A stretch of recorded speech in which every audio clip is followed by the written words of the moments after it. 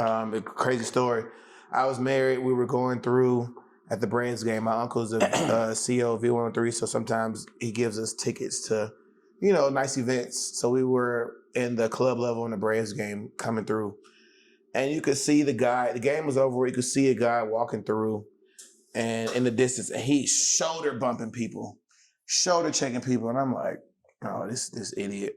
So we get close. I'm with my wife at the time. And we get by, and he like shoulder checks her. And I'm like, hey, yo, bro, what's up? So he looks at me and he's like, oh, you do that Jiu-Jitsu, MMA stuff.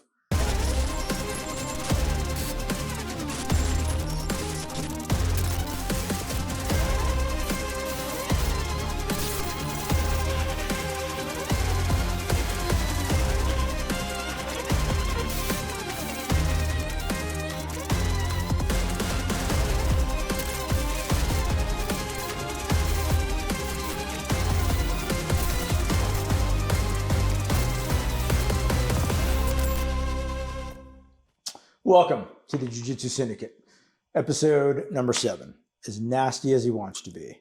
2026 Hall of Fame inductee, recent award for NFC Submission of the Year, mentor, close friend, professor, executive protector, loving father, and a Jiu-Jitsu black belt. Welcome, Nate Williams. Yes, sir. Man, Good to see you. I almost want you to go over it again. Yeah. It sounds so good. So everyone wants to be a fighter until it's time to live like one. Mm-hmm. Early morning, injuries, sacrifice, responsibility. Now add in being a father, right? This episode's special because it's not just about jiu-jitsu. It's about discipline across every area of your life. Yeah. And listeners, I really want them to take things from you if they want to aspire to be a highly successful, not only grappler, but MMA fighter. Mm-hmm. Where are you from? Where'd you grow up? So I was born in Illinois, Peoria, Illinois, Robins Air Force Base. My dad was in the military, but we moved to Georgia when I was 2. So I'm born in Illinois. I got that Illinois birth certificate, so I can still count my Midwest fam. But I was raised down south, down here in Stone Mountain, Georgia.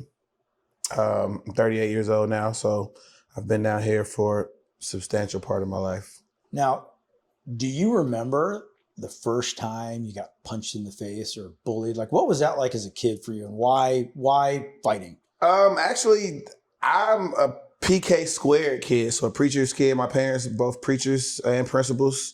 And I actually only had 2 fights in my life, not considering things in the cage. My last fight was in the 4th grade, actually, on a bus. We got into a fight on the back of the bus, and by the time we was on a shuttle. So we used to get shuttled from, because I was in the M2M program, so we used to get shuttled from, minority to majority. So we would go across town to school, ride the bus, and then they shuttle us back to our home school. I got into it wasn't even a fight, a little scuffle. By the time we had made it back to our side of town, me and the friend at the time, we were back close friends again. So that was like the last real fight I had gotten into. My reason for fighting, I want to say I was bored, but I graduated from Savannah State, the Savannah State University. You can get anywhere from here. Savannah State, class of 1998. Mm-hmm. What? Mm-hmm. Class of 2011. Boom. Shout out. After that, I just had the urge to compete. Wrestled in high school, wrestled in college for a little while before I transferred to Savannah State. And once I finished, got my degree in English, I was just like, man, I want to still compete. Was a little far removed from being able to compete in the Olympics as far as wrestling was concerned. Played football coming up as well. So just didn't play in college. Did some,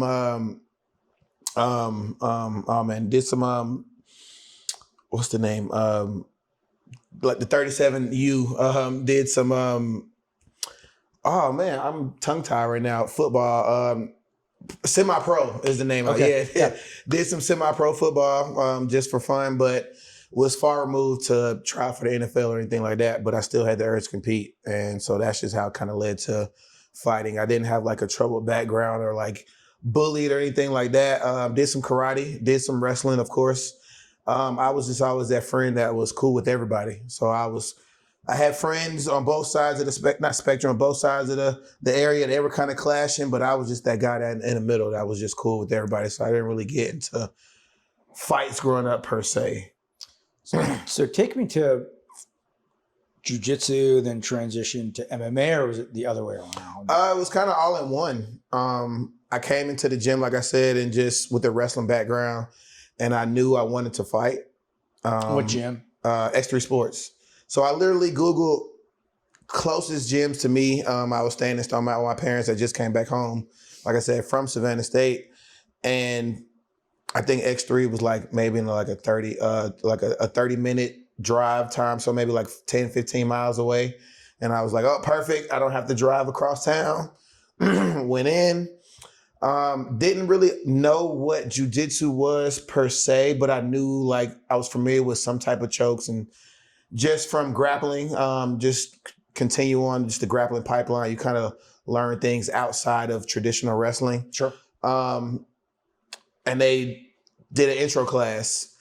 Didn't know much. The instructor at the time, he was filling in, Marcus Stanford actually. He was filling in. He was a purple belt.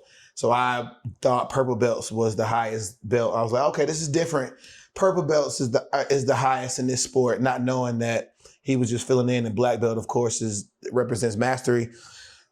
Went in, did an intro class. It was ironic that they were actually teaching double legs that day. But me not knowing anything, I was just quiet, and he just was showing a double leg, and he was like, all right, you ready? Go ahead, execute it. And I, had a wrestling background, did the double leg, and he was like, oh, you knew this the whole time? And I was like, yeah, I just didn't want to, overstep the boundaries. Of course, I didn't have the cauliflower at the time. And I was like, I didn't want to overstep the boundary. So after, the class, I loved it. And then found out that you had to sign up 2 years for a membership. Signed up 2 years that day for a membership. And 14 years later, here we are. And you got your blood. So you were with X3 the whole time? The entire time. I was one of the only, if not like one of the only two guys to come as a white belt and stay as getting my black belt through X3. I met you several years ago. You were a black belt. And I remember watching you, and you were teaching with Tony at the time. And I remember saying to myself, gosh, man, that guy, he moves like smoke and water, just weaving through it. I remember taking some private lessons with you, and after the first couple ones, it was history, man. So you got your black belt under Tucci then? Yes, sir. Yes, sir. Under Tony Tucci by way of Amari Batetti. So I definitely appreciate everything, just especially from instructor Tony. He's the reason why I am who I am as far as when it comes to fighting. He was my mentor. I've known Tony over 14 years, and he's the reason why I fight the way I fight, just implementing, like as the podcast says, just to embody that nickname, Nasty Nate. Tony, he took my game and he showed me those little nuances to make it mean to be nasty and legally, but to be nasty in those certain nuances to definitely change my game to make it what it is today, embody it. So when the transition to MMA was, at what point were you like, I'd like to start doing stand-up with this and then maybe compete? And then, So I actually came in, shout out to my boy, Rahman Ali, who has a Fighter for Life boxing and fitness. I actually started boxing when I came out. That was my first thing. Before I even came to X3, I was like, Floyd Mayweather, I want to make the millions boxing. So I boxed for a year and tried to get, got my hands right. And it was actually him. He was like, man, I feel like you're taking away 90% of your capabilities, because, he knew me from high school and my best friends in high school because I wrestled. And he was like, man, you only doing boxing.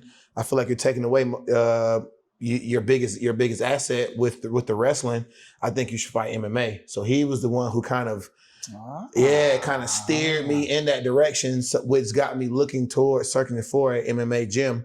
But I actually started boxing first. Was boxing, but jiu-jitsu is my first love, just because wrestling and jiu-jitsu they're synonymous. You know what I'm saying? And it actually, there's so many things that are illegal in wrestling that are legal in jiu-jitsu. So now you're like, oh, I couldn't do this before, but now I'm able to put a guy in a full Nelson, and now it's it's an added tool in my game. So that's how I kind of came into fighting, because I started boxing first, and then I was pushed towards the whole MMA aspect. And you're training at American Top Team Lima now, correct? Yes, training at American Top Team Lima now. The Lima brothers, they just welcomed me with open arms. It's been amazing. Training with them, training under them, and vice versa. Identity as a fighter. So when people watch you train, or when you're teaching a class and they're learning from you, what do you want them to see and feel from your style? That there are ways of taking people to the ground without having to exert much effort or energy. I like to teach, because I like to call my jiu-jitsu wrestling jiu-jitsu, or American jiu-jitsu, because I have that wrestling style base of jiu-jitsu where I like to stay on top. I like heavy pressure on top, utilizing wrestling to incorporate in my jiu-jitsu. So I like to teach takedowns that don't necessarily get you stuck up under a person when they sprawl out, but to utilize like front headlocks, and to be able to utilize high efficiency takedowns with minimal effort, especially for, not saying that I'm old, but getting older, in my later 30s. There are some people who like, hey, Nate, I don't really like doing double legs or single legs or things of that nature, because I get caught up under somebody, they sprawl out, and now I'm stuck in a conundrum. But I like to teach things, snap downs, front headlocks, arm drags, things of that nature, where they're efficient, but they're low effort. And if I don't get it, I'm still in a good position. But if I do get it, I'm essentially getting that takedown, that desired takedown, instead of pulling guard. I'm not a guard puller. How would you describe your jiu-jitsu, MMA in one sentence? Top pressure. Old school Gracie top pressure. So pressure first, control first, or finish first? What's your... Pressure first. Pressure, control, then finish. I'm a big advocate of position. A true tactician, man. A big advocate over position over submission. As long as I'm maintaining top position, especially in the streets, like practical jiu-jitsu, I typically don't want to be on my back on concrete if somebody's trying to take my head off. I'd rather be on top and full mount. Whether I can submit the person, but as long as I can subdue, maintain, and hold position until I can get help, i.e. police, or i.e. somebody else coming to help me, I think that's better than pull a guard, being on my back. Yeah, I may be able to subdue the person eventually, but at what cost, considering the surrounding, my surrounding area, you know what I'm saying? And whether we're concrete or we're on grass, that I want to be on top first. I think what I absolutely love about your style is that, I think it separates your game from every other MMA fighter. A lot of MMA guys I see, they're really striking heavy. Mm-hmm. They're kick heavy, striking heavy. I think you're able to use your jiu-jitsu to deconstruct a striker. Yeah, to break them down. Yeah, I mean most people would say the definition of jiu-jitsu is the art of deconstructing martial art to close the distance, take them down, control, submit if needed, right? What is one thing that you could say about yourself that, hey, Mike, this separates me from any other MMA fighter now? Once again, I'm gonna go back to pressure, the relenting pressure, and then my offense. I believe offense a good offense is a good defense. Because if I'm constantly chaining together submissions, chaining together attacks, then that doesn't really give you or my opponent the opportunity to attack themselves because they're always thinking of defense. They're always defending. And if they're one step slower or a little behind on their defense, then I'm gaining that advantage because I'm advancing in my progression to ultimately finish the fight. So chaining together attacks is my offense being a really good defense. High level offense equals defense, in my opinion. Nice. Right on. There's a big difference between sport jiu-jitsu and fight jiu-jitsu. Where do you think most people get it wrong when they try to cross over into MMA? The heel hookers, the big leg lockers. I think that's actually a jiu-jitsu within itself, a different sport within itself. Ashigrami itself. Yeah, right? when you think about it, it makes sense because they're saying your legs are 50% of your body. So why would you ignore majority of your body? But that's when you tail it into the sport aspect because I'm a component of real life jiu-jitsu just because I fight. And yes, can you get away with the heel hook, Eminari roll in the street? Yes.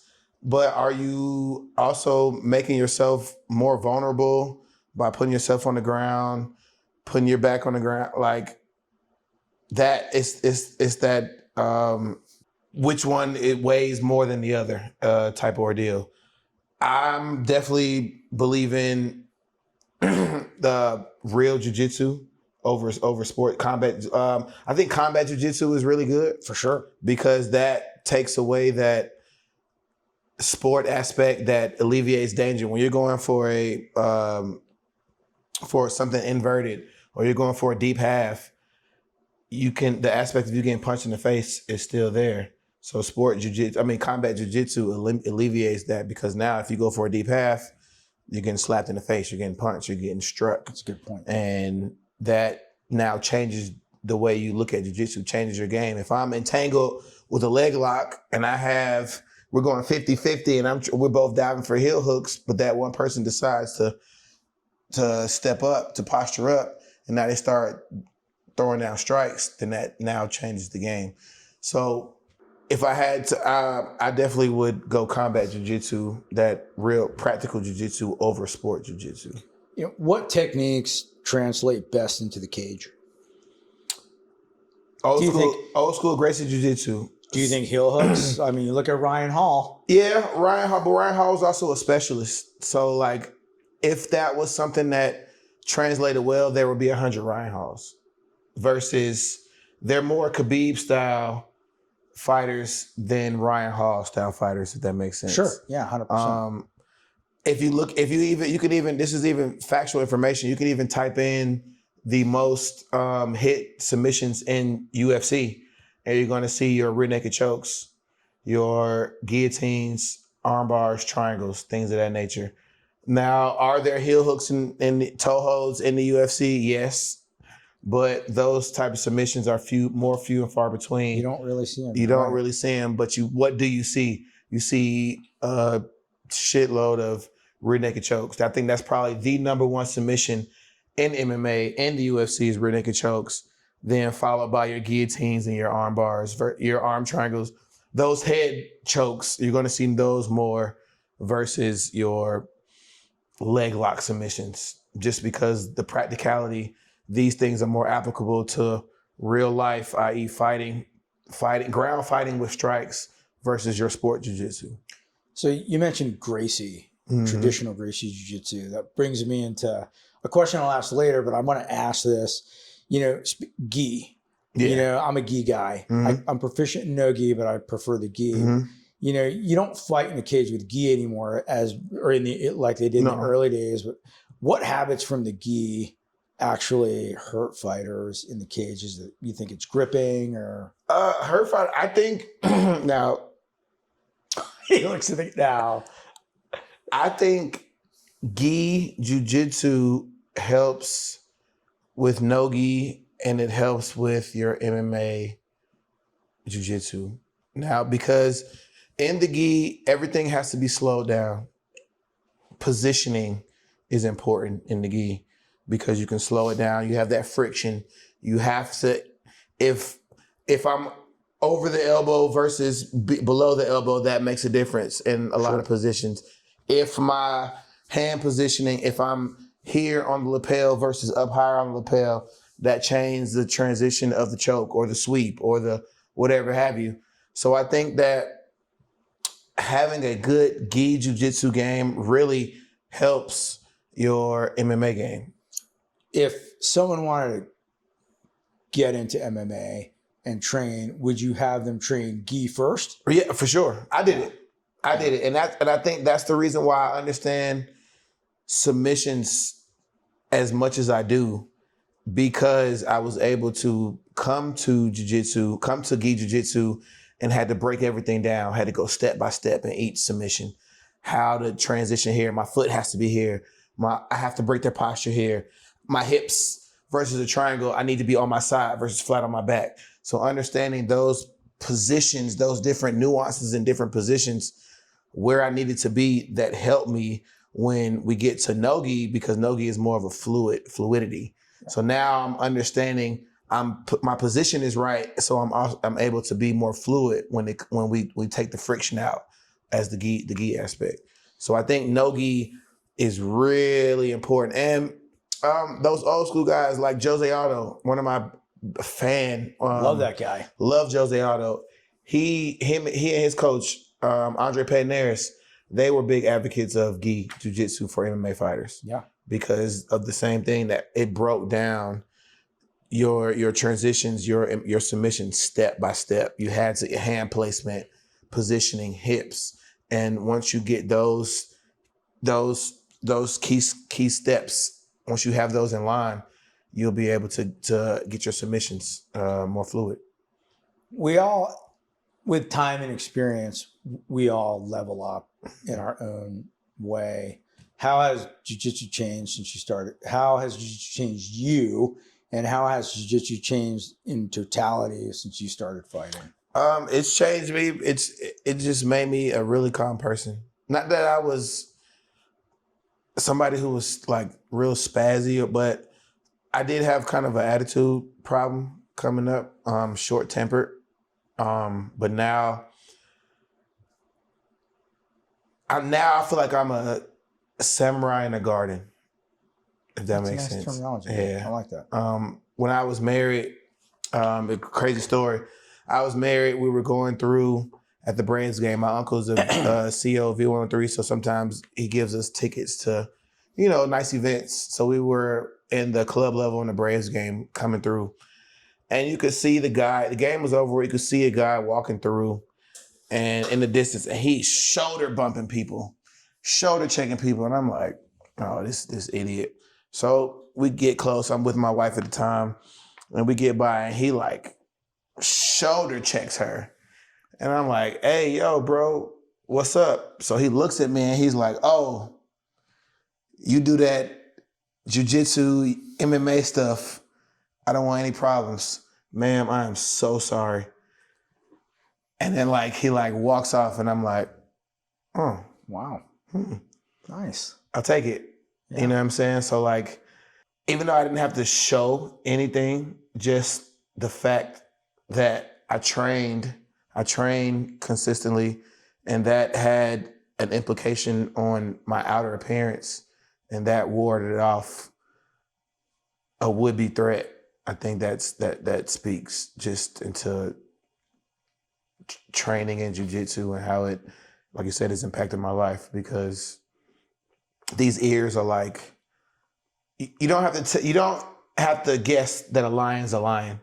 You know a lion because of his mane, right? Sure. And so people even know now, they might, even though they're not particularly knowledgeable, they may say, oh, you box. I've seen boxers with those ears.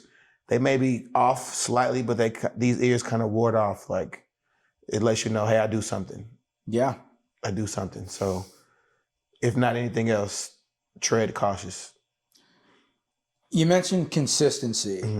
I'll be 53 in October. 53 years young. Yeah, Looking 53 good. years young. Two-part question for you, right? What is consistency in training for you? A hobbyist. I think hobbyists and competitors can coexist. 100% for sure. They need each other. What is Nate Williams' consistency for someone you're teaching? What do you want them to see?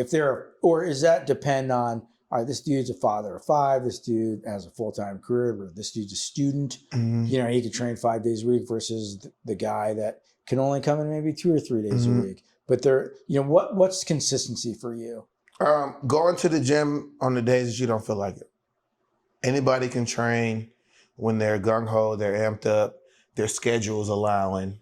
They don't have to maneuver pieces just to make this hobby work, right? Anybody can go to the gym. Oh, I have 2-3 days off, nothing else on my schedule. Oh, okay, of course. I'm not sore, I'm not tired, I'm not anything. Of course, going to the gym is convenient, right? But it's, oh man, the gym is across town. I'm gonna have to fight through traffic. I'm gonna get back late. I'm already sore. It's an inconvenience. That's when going to the gym, that consistency counts the most. Is when you don't feel like doing it, that it makes the most sense. That it translates the most then. Like when I actually have to put that effort outside of my convenience, outside of my norm to get there. When I finally get there, that's when it pays off the most. I drove an hour and a half and I'd cry because I'd be so frustrated. I'd be stuck in traffic to train with you. So yeah, that makes a lot of sense. So if you had to build a fighter from scratch, only using jiu-jitsu, what would you focus on first? Takedowns, wrestling. Because if you can, every fight, however you want to label a fight, no matter what style, what discipline, whatever, everything starts on the feet, all right? So if I can dictate where the fight goes, that's big.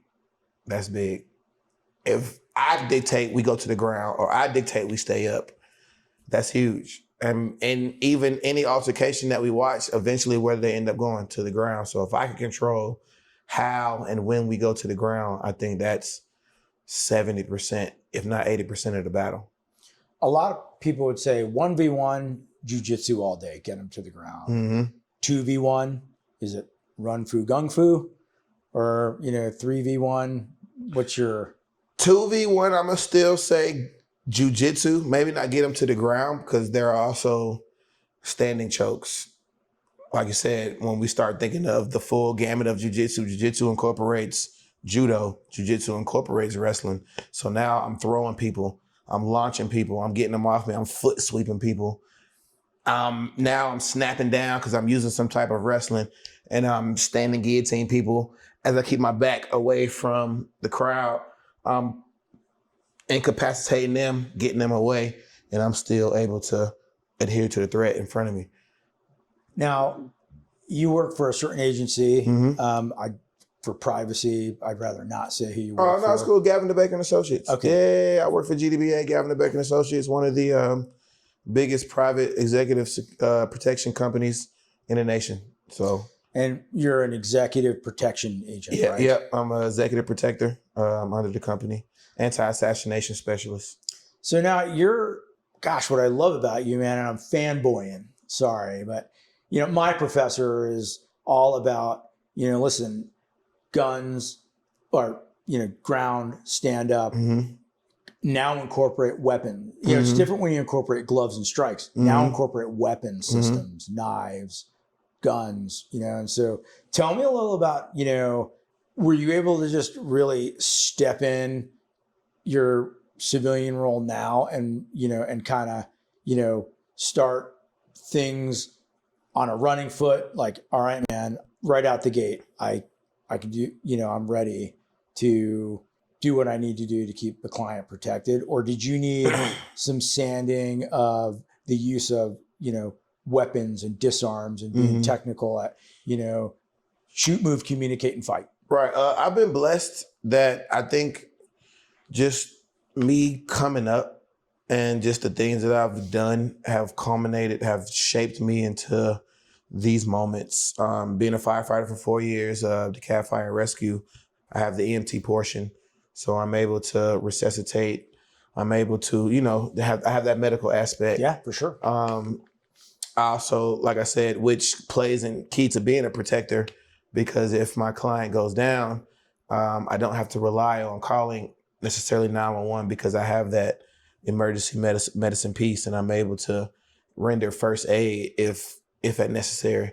But I also have the MMA background with the jiu-jitsu, which goes into the death tech portion of being a protector. Because Can you tell my audience what def tech means? Yeah, so defensive tactics. Okay. Def tech is just an abbreviation for defensive tactics, which incorporates feet, ground striking, which incorporates on the feet, and which incorporates apprehension, so jiu-jitsu, essentially. So I also have that piece together that I'm able to apprehend an assailant if they're coming to my protectee, and I'm able to alleviate that assailant with hand-to-hand combat. We were also trained on weapons tactics, just minor things. I'm at a site that we use long guns as well as pistols. So we were qualified. We went to the range where we were shown some different, just weapons tactics, simple range tactics. And now I have that piece as well. So just a culmination of just growing up, just life has brought me to that, just as in tied everything together. Would you say, I'm a big proponent of fundamentals wins wars? Mm-hmm. What's your take on mastering the fundamentals? Fundamentals is definitely important, because when, lack of better terms, when shit hits a fan, it always says you rely back to your training. You dive that back to your training. So if you're doing the fundamental things like just dry firing, you know what I'm saying, aiming down sights, or you're going through the motions, arm drag, snap downs, if you're up on your fundamentals, when things actually pop off, you're not faking it. You're cool, you're calm, you're like, hey, I've seen this 1,000 times, and you're just going through the motions again. Yeah, for sure. Mm-hmm. So I think some of the most intelligent people on the planet are fighters. Mm-hmm. And I say that because it's no different than your helicopter pilot or your cardiothoracic surgeon, that they go through the numbers, they do that, and they train it every day, that when the brown stuff hits the fan, they look to a checklist. They go back to the basics. And the thing I love about fighters is not only are they having to go back to the basics and do a checklist, but they're having to do that in a real, in chaos situation. Indeed. And whether you're a seasoned MMA guy or you're an amateur MMA guy, amateur, professional, I think the intelligence, just having fight science, it's difficult. It's one of the hardest, I think one of the hardest things to really just even become proficient in is that. So I think fighting's not just physical, but it's mental. For sure. When you're walking in to class, right? Or you're getting ready to roll with the D1 dude from Penn State that's 250 pounds, or you're getting ready to go, you're in the cage and you're getting ready to go against a guy that, has legitimate submissions underneath his belt. This guy is a legitimate tactician. I want to know what goes through Nate Williams' mind. The fact that I've been there 1,000 times over. And I think that's when you rely back on your training. I know, I like to put myself in very, very terrible positions in training. Like you said, versus that wrestler, that 250-pound guy. When we start off, I'm starting in full mount, where he's in my mount, and he has his ankles locked, and he has my head reared up, and he's alleviated my opportunity to be able to bridge and base. And I like to start there, because I know that if I can get out of the worst positions and I've done that over and over and over again, then in training, then I know that going into a fight, going into a match, going into a competition, I know that, hey, I'm able to get out of anything because I've put myself in the worst positions possible and I found success in those areas. So it's safe to say you feel calm in the setting of chaos. You make it controlled. How do you do that? How does one make a chaotic situation into a controlled situation? Just going over it, doing it 1,000 times. Repetition is the father of learning. So even if it's a chaotic situation, if I've done that chaotic situation 1,000 times in practice, when it really happens, everything kind of slows down. It's in a fight, to the outside looking in, things may be going on fast, split second, but to that competitor in the cage, everything is slow. Movements are calculated. Everything is slowing down. They may even talk about moments where, hey, when I was going through this, it felt like slow motion, or it felt like the only person I could hear was me and my coach. I couldn't really hear anything else. Like, those are the moments that you train for. Those are what you train for, to have those type of moments to where it's not just chaos. It's not just a blink. It's not just a blur. You're able to slow those chaotic moments down and able to process and be able to accomplish what you're trying to do. And that just comes from the repetition of, like you said, putting yourself in there and training. How much mat time or fights do you think one needs to have before that starts becoming a secondary thing? Oh man, a lot, too much, way too much. I think I had a jump up above the normal start just because of my wrestling background. So I had that learning curve. So I already had 10,000 matches, 10,000. It's hard to quantify, right? One-on-one experiences that kind of molded me into getting ready for a jiu-jitsu competition, a jiu-jitsu match. So now when the person this is their first time doing a one-on-one thing as a white belt, me coming in as a white belt, I had already done that one-on-one competition 10,000 times. So it was like, oh, this is, once again, in training, it became kind of second nature. Yeah. Again, I just had to incorporate those nuances of transitioning from wrestling to jiu-jitsu. Just practice, putting yourself in those moments over and over again will translate to when it actually happens. It'll be familiar. I think this is where now I get real with you. Fatherhood and balance. Oh God. You're a father of two. Yeah. Right. You've got a career. You're still training. Mm-hmm. You're still teaching at a very high level. Mm-hmm. How do you balance all that, man? Prayer. Christ, all things through Christ. Right? Yeah. Prayer and just going day by day. I used to try to be someone, and I try to plan ahead as much as I can, but I used to try to plan out like weeks at a time.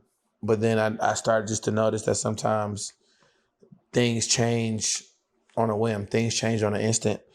And just keeping what's important in front of you and not letting life, being able to go through life and do life experiences, but not letting life get in the way. Because it's easy to be like, oh, I can't go to the gym because I had work, or I can't go to the gym because my kids had throw in X amount of reasons what you had to take your kids to. And these are all valid reasons, valid excuses, valid instances. I'm a big component of people make time for what's important, no matter what it is. If something is truly that important to you, no matter what's going on in your life, you're going to make time for it. Do you bring your kids? Oh, sometimes? For sure. Oh, for sure. Now I even have them doing jiu-jitsu. I got them gis, and they love jiu-jitsu, which is ironic because now that they're starting to understand martial arts and the ranking structure of martial arts, they were so surprised to find out I was a black belt. They just found out I was a black belt like a couple months ago. They were talking about black belts, and there somebody said, hey, your dad's a black belt. And he was like, oh my God, Dad, you're a black belt? And I'm like... I would tell your kids, if I met your kids, I think I did a while ago, but I would tell your kids, you realize your dad's Batman, right? No, you realize your dad's Raja Ghul. But the benevolent, the hero Raja Ghul. For sure. Yeah, For sure. Yeah, I mean, what kind of example are you trying to set for your kids through fighting and a kind of your protector lifestyle? So I don't care if they never step in the cage competitively ever. But one thing that we will do, we will be, like when it goes back to my quote, like you said you liked before earlier, they will be samurais in the garden. Yeah. Right? I really do like I that. said, and I didn't make that up. I got that from, and I don't even know the person who made the quote, but it's better to be a samurai in the garden to be a gardener in war, because I'd rather have these skills and never use them versus not having skills and I'm in a situation where I desperately need them. So I don't want my kids to ever be bullied, ever be ostracized, ever be picked on. So I teach them the skills of wrestling, jiu-jitsu, striking. But if they never become competitive fighters, I actually love that. What if they don't want to fight? Right. Because I think you can't force your kids, especially in jiu-jitsu, they'll hate it. What if they're like, Dad, I don't want to learn jiu-jitsu. I'll learn basic self-defense, but jiu-jitsu is just not for me. Well, up until they get to a certain age, they're kind of obligated, because that's just self-defense. Yes. That they're obligated. Yeah, like I said, we're gonna learn it. We're gonna do it. You're gonna understand how to protect yourself. Am I expecting you to go out here and be a grandmaster? No. Am I expecting you to go out here and compete if you don't want to? No. But will you know, if this guy grabs me, I'm gonna hit him with the Mata Leon, old school rear naked choke, then yes, these are things, these are kind of mandatory. And when I was married, like I said, the kid's mom's a blue belt. And the only reason why I stressed her learning those skills is because, granted, I'm gonna always be your protector, but there may be times that I'm not with you. And me just knowing that you have a certain set of skills to be able to protect yourselves as well as our children puts me at ease. So. And that's how you raise men. I have 5 kids, 3 boys, 2 girls. All my boys do jiu-jitsu. And I have that same philosophy as you. And I think as men, over decades, we've lost that. We've become, if he doesn't want to do it, don't let him do it. Yeah. But this is how you raise men. Yeah. And I think that alone will give any young man or young woman, daughter, so to speak, the confidence not to get picked on or choose the right way. Just, hey, I'm sorry, and walk away. Yeah. Right. But learn how to use it through repetition to protect themselves. Yeah, we don't get bullied in my household. For the guys who feel like they don't have enough time, you can rewind the segment and you can hear what he just said. I mean, you're doing more than most. What would be your message to the typical guy? This podcast is geared towards the 40 plus guy with a 401k, a career, a family, a mortgage, the number one excuse I hear at the hospital, oh man, I don't have time. I'm too busy. What would your message be? Like I said, and we circling back. If you make time for what's important. Is it about time or priority? You prioritize what's important. And you make time for what you delve a priority. As a single guy now, I just give an example. When somebody says, hey, I was so busy, I didn't have time to hit you back, or I didn't have time to hit you up. If you look at it in the grand scheme of things, it takes 20 seconds to send a text message, maybe. If you're slow, if you're, not as technological savvy. If you are, it takes 5 to 6 seconds to send a text message. Hey, I'm busy, I'll hit you back. Hey, was thinking about you, I didn't have time, I'll call you later, right? So for somebody to say, hey, I was too busy to hit you back, I was too busy to respond, I was too busy to reach out, then that just means you weren't really a priority, right? Yeah. Because it only takes a few moments to acknowledge a priority. So if something's that important, you're going to make time for what's truly important to you. If not, then you'll just use the excuse, oh, I didn't have time. How do you structure your day to make it all work? Good old timer. Prioritizing sleep. I think rest is important, but understanding I can rest here, but I also need to take care of these things. Like, of course, you have to work. You have to bring in an income. There are going to be times when you can maneuver around these set times. Like, you have your set times on work, or work calls you in, or if you have a set schedule at work. But there are going to be days or times where you can make things work. Can you go to a gym all of the time? Maybe not. But can you set up mats? Can you bring training to your house? You know what I'm saying? Is that an option? Yes, it is. I tell my guys all the time, like, I'm not fighting anymore, but I train fighters now. And I train, I'm a mentor and I'm a coach and I'm a corner and all these titles. And guys ask me all the time, big bro, I got teammates now who are living life. They're married. They have kids now. They have responsibilities. They have work. Big bro, I don't have time to make it to the gym. I didn't have time to go to jiu-jitsu class. I didn't have time to do this. Yes, but you're 6 to 10 years in the game. You don't need to be at a gym to shadow box. You don't need to be at the gym to go run miles. You don't need to be at the gym. You don't need a trainer to tell you to go jump rope, to go hit the bag, you know what I'm saying? To shadow wrestle, to jiu-jitsu, you know what I'm saying? To get at them and do 1,000 triangles. Like, at a certain point, you're skilled enough to know, hey, I have this skill set. These are things I can do individually to continue to propel myself until I have the time to be able to train. I have the time to be able to show up to a gym.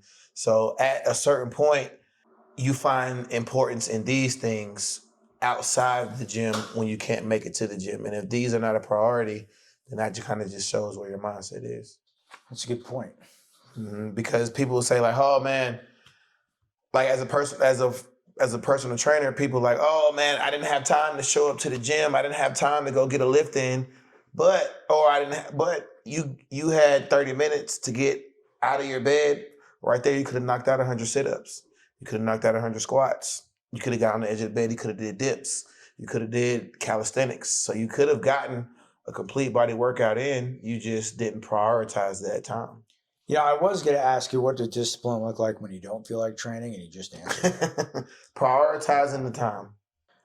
Rapid fire session, man. Let's get it. All right. Take a sip. Yeah, that's good ginger ale, right? Mm-hmm. MMA or pure jiu-jitsu? MMA. Wow. Yeah. Wow. Yeah. MMA. Because pure jiu-jitsu doesn't incorporate an aspect of striking. Pure jiu-jitsu. A true martial artist, man. An aspect of striking. Bruce Lee he was the GOAT because he wanted to take an aspect of everything and make it into MMA. If I don't know how to close that distance and keep you and get you at a point to where I can put my hands on you, my grappling doesn't do anything. If I'm sitting here, every time I get close to you, you whale me in the face, or you hit me in the legs, or you hit me in the body, and now that alleviates me from being able to latch onto you, then what good is my jiu-jitsu, right? But if I can inflict some type of damage from strikes and to subdue you until I'm able to grab you, then that makes it that much better. So, of course, MMA, because MMA strictly stands for mixed martial arts, right? I grew up taking karate, you know what I'm saying?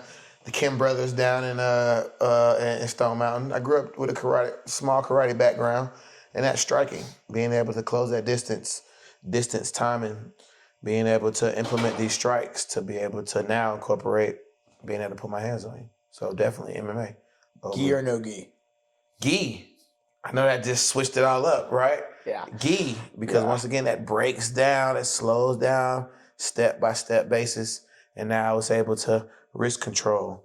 Boom. Putting my hand in the bicep, putting my foot in the hip, elevating my hips, breaking the posture versus just, I'm going to just snap it down and get something. No. Why was that snap down able to work? Sure. Hardest part about being a fighter? Balance. Hardest part about being a jiu-jitsu professor. Balance. Hardest Balance part, again. hardest part about being a father. Self-belief. Understanding and believing that even though you're not perfect, even though it's not perfect, and even though things don't always go how you wanted to go, or how you thought it was going to go, that if you're just showing up, that's all they really care about at the end of the day. Recovery. Oh, man. Understand that you can take a day off. I think that with me, not trying to catch up per se, but with me, because I started late in the spectrum of starting late. I started at 25 after I got out of college. So I felt like a day off was me losing a day versus me letting my body recover. So just understanding that a day off may actually help you more than it may hinder you. Supplements or no supplements? I'm actually team natural. Maybe I should have taken more supplements and things of that nature, but I just get in the ice bath, sleep, sleep, stretch. Maybe I should do some more supplements. I think that might, especially getting a little older.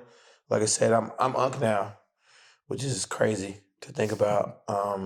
Because the average age of guys in the gym now is 23 to 25. Yeah, then I'm a grandfather. Yeah. So now, now I'm unk, I'm OG, I'm all these things. So maybe like taking supplements might actually be in my favor. One word to describe your mindset. Tenacious. What's your everyday carry? Canic TP9. Why? Somebody put me onto the Canics. The Turkish, they're big in war. They like their weapons. It carries 17 with no extension. I like the weapon system itself, the larger system. The recoil is not as heavy. I'm not against other weapon systems, but the Canic, you get something and you like it, and you find something and you like it, and I just like the Canic. I just think it fits great in my hand, and I got the cheap one. Mine was only about, TB9 is like their standard issue, so if their standard version is pretty decent, I'm only excited to see what the more enhanced versions operate like. Nate, it's been great, man. Thank you Mike, for coming I appreciate on. it, brother. Absolutely, man. Ladies and gentlemen, where can we find you? Nasty_Nate MMA on Instagram. Nate, I got my government out here. Nathan Samuel Williams on Facebook. I was Stone Mountain's Finest on Twitter, but I think it's my boy Daniel Levy. Shout out to my boy Daniel Levy, Half the Battle podcast. He told me to change it when I was fighting. So I think on Twitter it's Nathan Williams MMA. Or it's X now, right? Oh, X. Yeah, X. Yeah. See, we getting old. Yeah. You call me. Man, I'm not Nathan Williams MMA on X. Shout out. And you're teaching right now. If someone wants to train, they want to learn from you. Where can they find you? Come holler at me. I fill in now at American Top Team Lima. So whenever Douglas, Diego needs a break, or shout out to Brantley Fur. Whenever they need a break, I fill in. I teach MMA. I teach Jiu-Jitsu, gi and no gi. And you can also catch me at a Fighter for Life on Tuesdays and Thursdays. Evenings teaching MMA out there. Awesome. Guys, thank you. Please like and subscribe. Nathan, yes, thanks. sir. I appreciate you, man. Absolutely. Yes, it was a pleasure.